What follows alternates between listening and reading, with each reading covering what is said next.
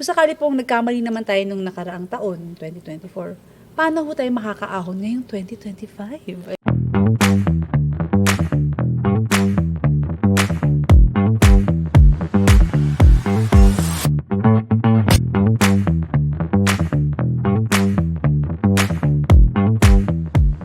Hello! Kamusta po ulit? Oo. Praise God, pangatlong tagpo na natin. Yes. Ang bilis ng panahon, grabe, parang kamakailan lang eh, di ba? Oo. Ngayon na naman, 2025. magtatapos na naman yung January. Ay, no Oo, nga. nga, ang po. bilis eh. Oo. Tapos February, araw ng mga puso naman. Mga, Naku, mga abangan kuya. ninyo, mga usaping mga puso.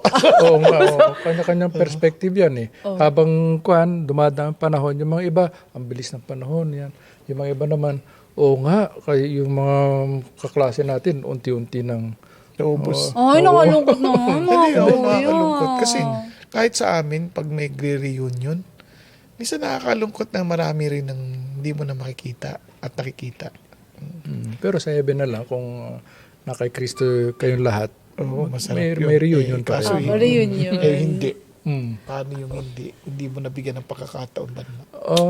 Wag mo nang masyadong Isipin yun. pag-isipin yun. At least, hindi ikaw yun. Mag-iwan. Oo nga. Ayun Pero At the end, actually, mga reunion, tinakatakutan po po yan eh. Kasi doon na makikita, nagko-compare ng mga waistline, ganon. Pero, O kasi hindi naman ang salta sa Pilipino, hindi naman yung, oy, kamusta ka na? Ganyan. Okay. Tumaba ka. ikaw din. Hindi, pero mga kuya, at least sa heaven, kung mag-reunion, ibang bodies na tayo, di ba? Ang mga masama kuya? naman, pagka pumayat ka naman, may sakit ka ba? Ba't ang payat mo na ngayon? Parang ganun, di ba? Ganun Baliktad talaga. eh. Oo, ganun. okay lang yung may sakit eh. Sabihin, adik ka siguro. Uy, huwag daw gano'n, kuya. Ang sama eh. no? Pero mga kuya, kumbaga, usapang reunion, usapang mga ganyan. Pero mga kuya, sabi nyo nga, mabilis ang panahon. Pero mga kuya, minsan hindi mo maiwasan na maisip na yung mga panahon na nadapa ka nung mga nakaraang taon, lalo na noong 2024. Minsan kahit 2025 na, bumabalik pa rin. Naku, talaga, ang sakit nung naramdaman ko. Mga kuya, ito po ang tanong ko sana for this episode. Pag nagkamali po tayo nung, kasi ito, marami hong makaka-relate. Ako, nakaka-relate po ako dito mga kuya. Kung sakali pong nagkamali naman tayo nung nakaraang taon, 2024, paano ho tayo makakaahon ngayong 2025? Ayan. Oo.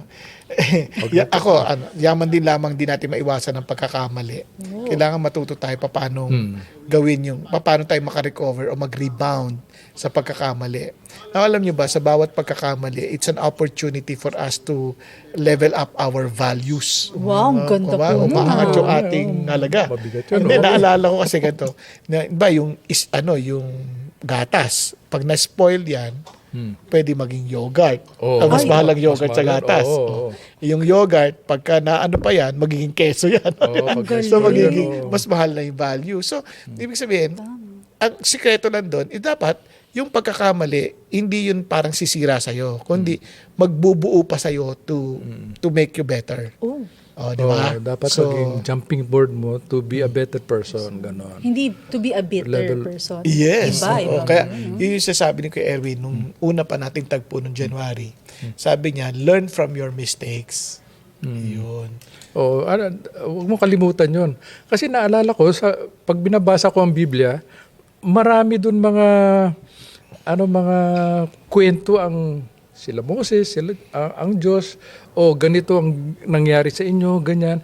Parating may Laging pagkakamali, oo. yung mga recollections sa past para hindi nila makalimutan. Unang-una na meron silang Diyos, na ang Diyos nila ay mabuti, makapangyarihan, na marami silang nagawang hindi tama na dapat baguhin. Kaya lang yun. Tsaka ako, gusto ko yung title ni John Maxwell sa kanyang aklat dati, yung Failing Forward. Ay, ang ganda. Yung bumagsak ka, pero paabante. Ang galing. Pero alam niyo ba yung libro na yun? Sobrang laking failure laking pagkakamali ng libro na yun. Bakit? Oh, Kasi ang ginamit niyang illustration, yung siklista, Armstrong yung Livestrong. Oo. Di ba, na-expose na Oo. nagdaya. Oo. Diba? So, pero, hindi nasira si John Maxwell and he kept on continuing bringing out books, lesson on leadership. Kaya, failing forward. Diba? Don't dwell on your past mistakes. Kundi, use the mistakes para for you to learn Oo. para sa pagharap mo sa Tama panibago. Ang Ang tanong na lang ngayon, paano? Ayun nga po, paano po mga kuya? Paano ka matututo? Si Kuya Bong din makakasagot. Alam mo ba yung based from experience? Oo. Di ba dapat Oo. alam natin paano matuto sa nakaraan. Oo. Di alamin mo muna, ano ba yung pagkakamali mo?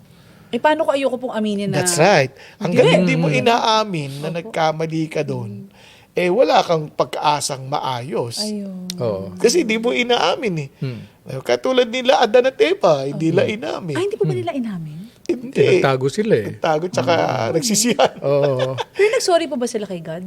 Inamin po ba nila eventually? Hindi, wala na silang choice kasi binigyan na sila ng mga verdict. Oo. Pero andun pa rin ang pag-ibig ng Diyos sa kanila. Hindi, Oo, no? hindi tinanggal ni Lord yun. So, ibig sabihin kahit na... So, wait lang po, si Adan at Eva nagkamali pero hindi sila nagsisi, tama po ba? Hindi natin masabi. Oo. Hindi, in a sense, dun sa pagkakataon na hinarap sila ng Diyos, hindi sila nagsisi. Oo. Ang sinisi nila yung si asawa, tapos si Adan, sinisi niya si Eva. Si Eva, sinisi niya yung ahas. Ah, So, in a sense, sinisisi na si God. sinisisi. Yung pagsisisi mo ba parang remorse? Pagiging remorseful? Ayan, Yeah, naganda remorse.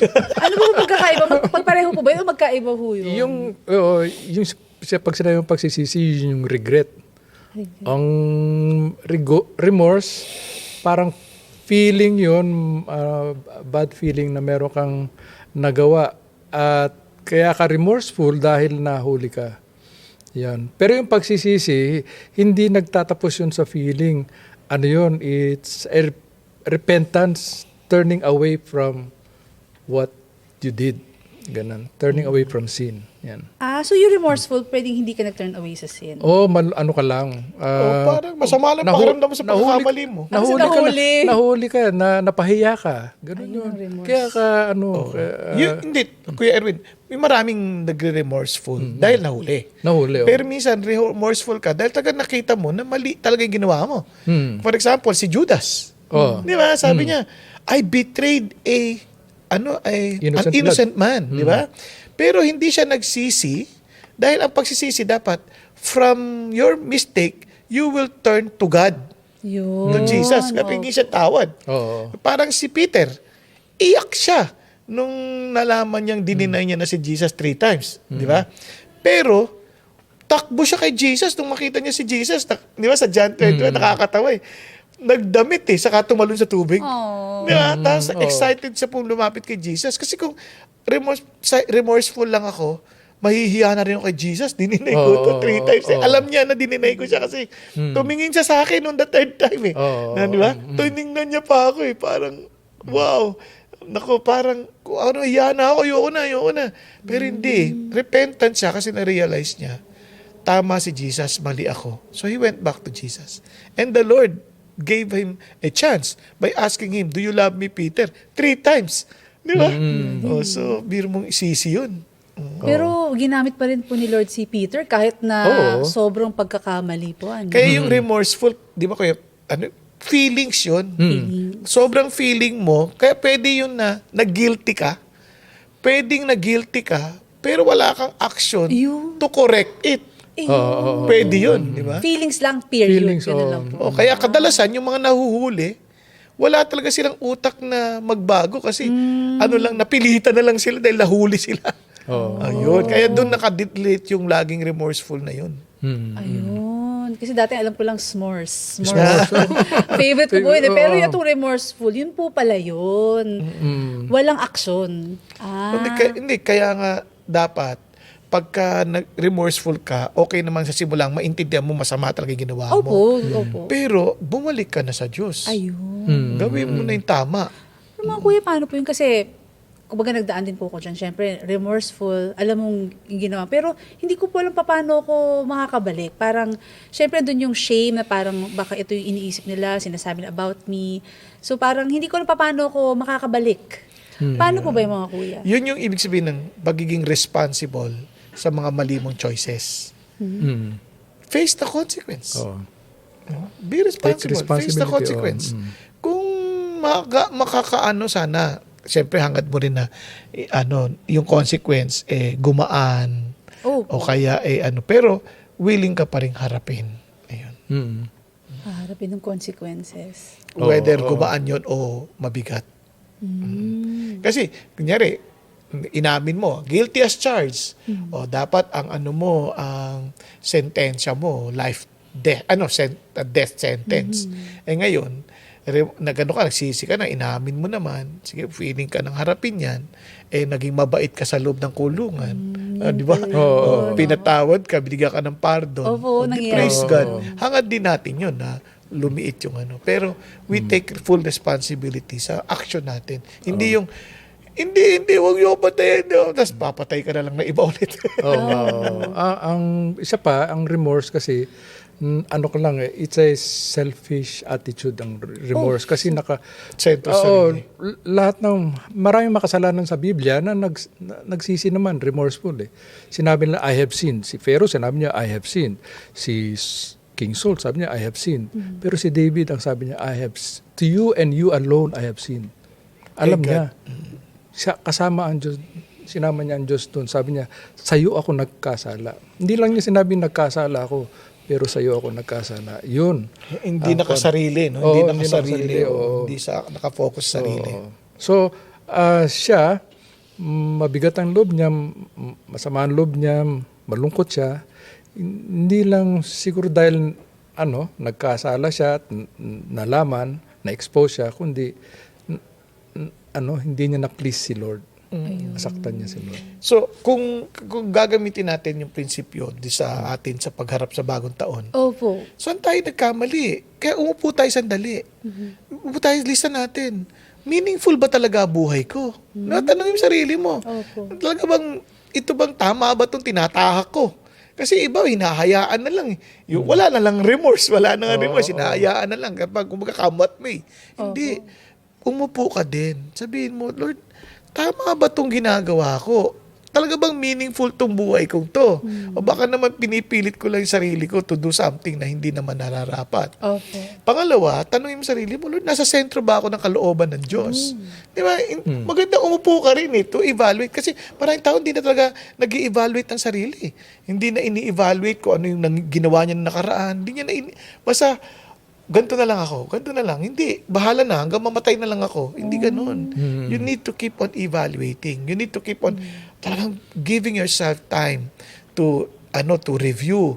Si Jesus nga, hindi niya na lagi sila nag-uusap ng Diyos. Di ba? Every day. After ministering, usap sila ni God. After early morning, gigising, usap sila ni God. Para nadidireksyonan niya yun daily yun na para lagi siyang tama yung direksyon niya. Tayo nga hindi natin ginagawa yun eh. Minsan lalapit tayo sa Diyos, pero hindi naman natin tinitiyak o tiniingi kung nasa gitna tayo ng kalooban ng Diyos. Di ba? Naku. Sobrang relate po ako talaga mga Remorseful ka na. Pero posible po ba yun na for a Christian like me to be remorseful? Kung nahuli ako, di ba?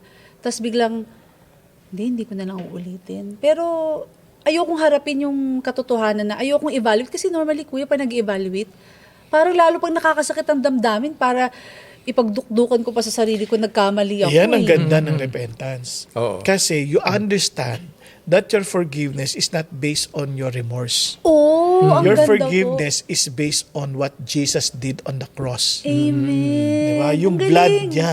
Yun kaya nga, if we confess our sins, grabe yun. He is faithful and just. Alam mo, to forgive us and cleanse us from our unrighteousness. Ganda. Alam mo bang napakabigat ng talata na yan? Yung word na if we confess, hindi naman kailangan, kung a-agree ka lang, kung mag-a-agree kang mali yung ginawa mo, mag-a-agree ka sa Diyos na mali yung ginawa mo, yun yung word na confess dun eh. If you do agree. Oo. Tapos sabi niya, He is faithful, tapat siya, at makatarungan. Sabi sa Tagalog, ikaw nagkasala, tapos makatarungan patawarin kita? Ano yan? Di ba? Amazing, no? Parang bakit naging makatarungan yun? Kasi nga, binayaran niya na yun eh. Kaya sa chapter 2, He is the propitiation for our sins. Bayad niya na yun. Kaya siya ng advocate na sasabihin sa tatay niya, bayad ko na po yan. Kaya hindi mo kailangan manatili sa remorse state. Hindi mo kailangan manatili doon na parang guilty ka. Kaya ka nag-i-evaluate kasi willing kang magpatuwid sa Diyos. Oh, Kasi willing ka to make a resolution how to correct the situation. Okay. Yung iba, ayaw nila mag-resolution kasi lagi naman nakakalimutan, hindi na magtutuloy-tuloy. Oo nga, Kasi nga naman, yung resolution natin pang sarili, hindi naman sa Diyos. Kita mo, si Daniel, he resolved or he made up his mind not to defile himself to eat the king's food. O, di ba? Oo nga, Also, oo. may resolution siya. Yung resolution na yun, dinidesisyonan mo na Lord, hindi ko po kayo susuwayin. Yung pipiliin ko po, kayo po ang aking ma-please. Now, because of our human weaknesses, nahuhulog pa rin tayo. Pero ang bait ng Diyos, alam niya yan. Kaya nga, binigay niya yung provision, if you confess, if you agree with mali yan, balik ka na sa akin. Then, He is faithful and just to forgive us from all our righteousness. Kaya nga, ang pangako ng Lord, bayad ko na lahat ng utang mo, balik ka na lang sa akin. Paano po nagkamali ako ulit, mga kuya? Oh, kaya nga, naintindihan mo na hindi ka naman tinanggap ni God dahil kababait ka. Naintindihan mo dahil sa ginawa ni Jesus. Kaya balik ka na kay Jesus. Kaya ang righteous, pag natumba, tumatayo ulit. Oh, Righteous falls 7 times Oo. and Rises up 7 times. 7 times. Pero ang tanong nito, kaya paano pag inulit ko ulit? Tapos nga. pinatawad ako ni Jesus. Tapos inulit ko ulit. Ayo. Babangon ka nga kasi out of Babangon human weakness Pero kapag ang isip mo, effort mo yan, parang sinasabi sa sarili mo, hindi ko na kaya yan, wala na. Iba yung willful Yung willful sinning, iba yon. Apo. Yung willful sinning na, total papatawarin mo ako, Diyos, okay lang gawin ko ito kasalanan na to. Okay na to, patatawarin naman ako. Then you do not understand yung ginawa ni Jesus sa cross. Iba po Yun ang sinasabi sa Hebrews na parang niyurakan mo. Yun po talaga yung word, niyurakan. Kasi Sa Tagalog, trampled oo. Grabe ho. Trampled, niyurakan mo yung ginawa na sakripisyo ni Jesus sa cross. Grabe, tayo na nagkasala siya, nagbayad, yuyurakan mo pa. Grabe Oo nga. na. Yan nga.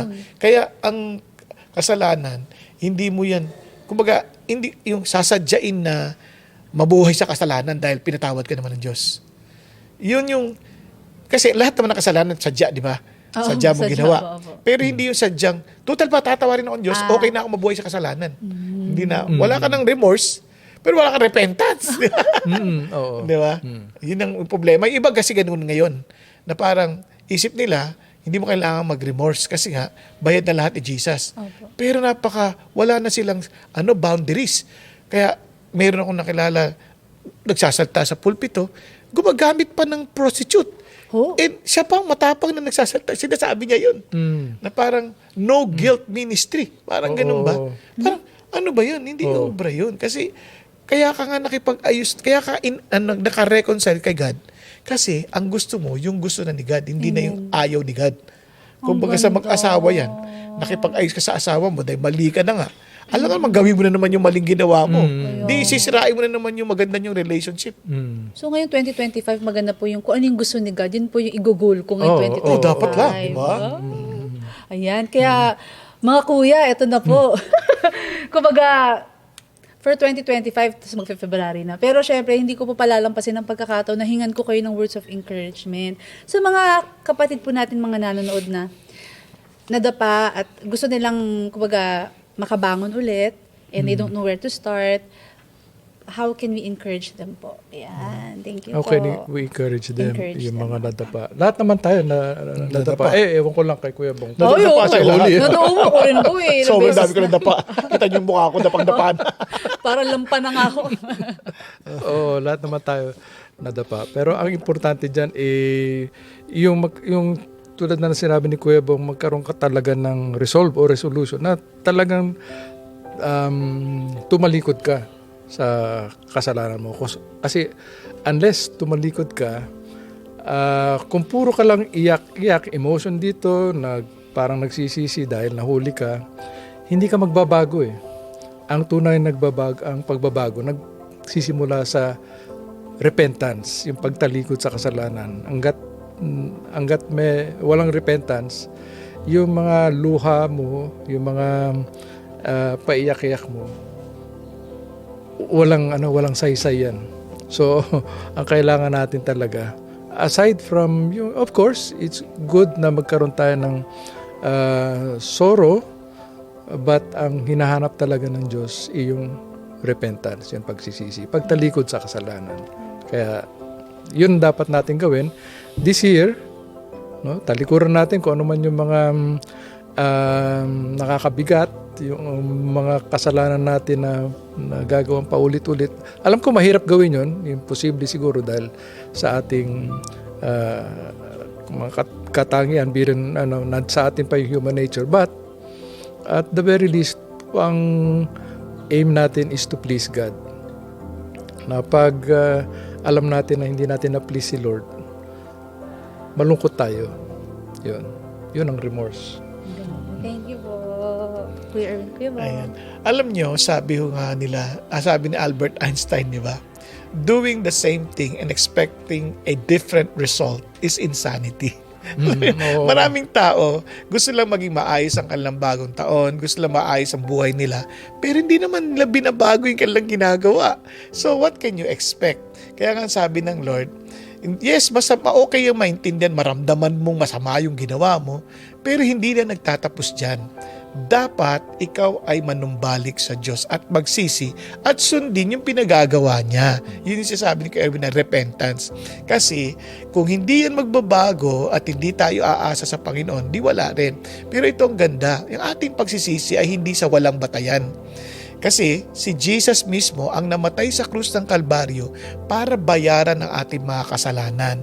Kaya may dahilan tayong manumbalik at dahil bayad na niya, aangkinin na lang natin yung kanyang kapatawaran. Kaya sabi ng Bible, if we confess our sins, He is faithful and just to forgive us and cleanse us from our unrighteousness. Pero kailangan mo munang aminin na ikay makasalanan. If you're saying that you do not commit sin, sabi niya, you are making God a liar and you are the one lying, sabi ng Panginoon Diyos. At itong dahilan, sabi ni John, I'm writing these things to you that you will not sin. So anong punto? Biro mo, papatawarin na pala tayo. Pero sabi ng Lord, hindi para magpatuloy ka sa kasalanan, kundi para matigil ka sa kasalanan. Yun ang sinasabi ng Panginoon Diyos. Kaya ito ang ganda ng Christian life. Hindi lang niya tayo pinatawad, ngunit binigyan niya pa tayo ng kapangyarihan para mapaglagpasan at mapagtagumpayan ang kasalanan. Kaya nga, we are more than conquerors in Christ Jesus. Kaya ang tanong na lang, talaga bang kay Jesus ka? Talaga bang naintindihan mo na yung buhay mo is no longer yours? So let me end with this verse. I've been crucified with Christ. It is no longer I who live, but Christ who lives in me. And look at the words, and the life I now live in the flesh, I live by faith. Meaning, ano yung instruction ng Diyos? I believe that tama siya, kaya I will live by faith. Sabi niya, in the Son of God who loved me and gave Himself for me. Kaya, gusto natin bagong buhay? Lapit tayo kay Jesus. Because anyone is in Christ, he is a new creation. The old has passed away, behold, the new has come. Amen. New year na new year, new creation. Mga kuya, grabe mga kuya, there's so much hope for our 2025 because of Jesus. Amen. Thank you mga kuya. Kaya mga kuya, hindi na po ito bago, pero parang bago pa rin. Kasi every time parang paiba-iba ang ating tagline. Mga kuya. Oo nga eh. Kasi sa totoo lang, kahit ano man ang dumating sa 2025, umulan man yan. Umaraw. Oh, bumagyo. Basta kailangan nyo ng payong, andito po ang Payong Payong Kapatid! Kapatid!